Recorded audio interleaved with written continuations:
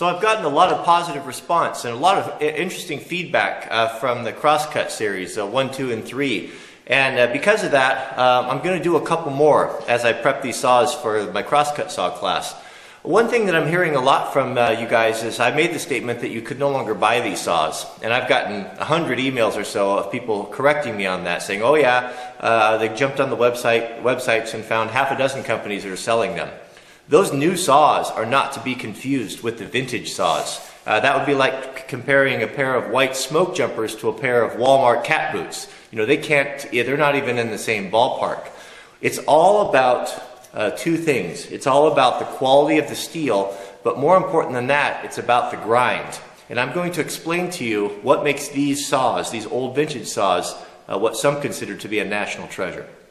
Crosscut saws are ground three ways.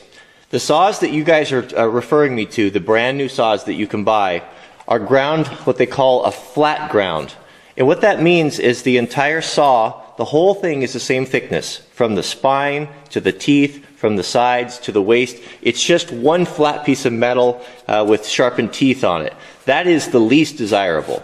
And also, in addition to that, the steel that they use can't be compared with the vintage saws.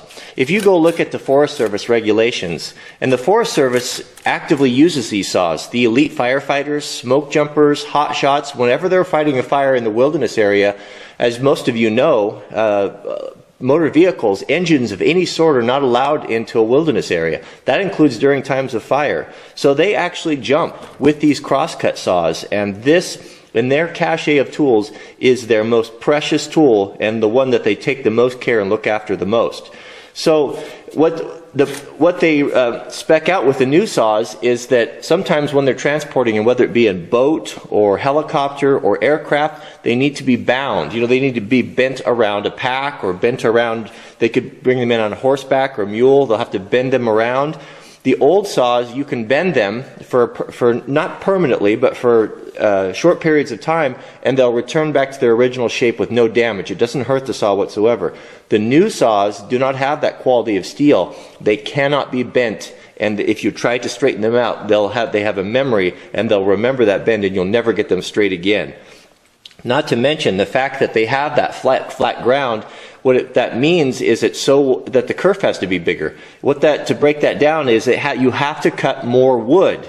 It's a wider cut. The next type of ground you're going to start finding on vintage saws is called a tapered ground. And what that means is it's going to taper one way. The teeth of the saw are going to be a little bit thicker than the spine. So it's basically like a wedge. The fattest part being at the teeth and then cutting back. What that gives you is you can have less set in your teeth. What does the set mean? It means your teeth have to be at less of an angle. The teeth have to be just a bit wider than the back and the main body of the saw, or it's going to drag and it's going to take a tremendous amount of effort. The last cut what you have, or the last grind like you have on both of these saws, and why they're so special, is called a crescent grind. And this is a grind that is no longer, we don't have the machinery to duplicate it. It's not being duplicated. There may be some small manufacturers that are making these for racing applications, custom built saws that I'm not aware of, but your production saws in this, you cannot get this anymore. That's what makes these so special. And what a saber or a crescent grind is it's a double grind. So all the teeth are the same thickness. But if we put our micrometer on here, this is where right here at the waist, right at the middle of the saw, and let's measure the thickness of this tooth. And then we come up on the back directly above. You see that? It's not only tapered from the teeth to the waist, but also, if we come over here to the handle, it's tapered this way as well.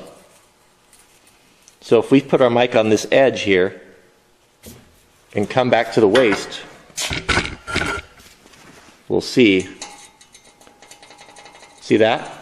What does that allow you to do? It allows you to work a lot less. You have a much smaller and tighter kerf, and you don't have that saw dragging.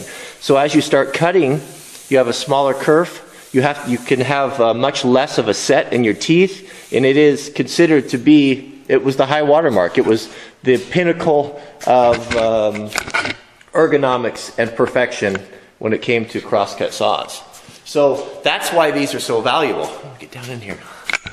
That's why they're so valuable. You know, it's not unlike people who use these and guys and gals who use them in the Forest Service look at these not unlike the Japanese look at the samurai swords. They're no longer produced like they were back in the day, and neither are these saws. And that's why if you find one, that it's worth restoring, it's worth taking care of, because never will it be duplicated. There's just not enough demand for anyone to set up the machinery to be able to do this, and it doesn't exist anymore. Those machines that were produced to do these special crescent grinds pretty much disappeared in the 50s.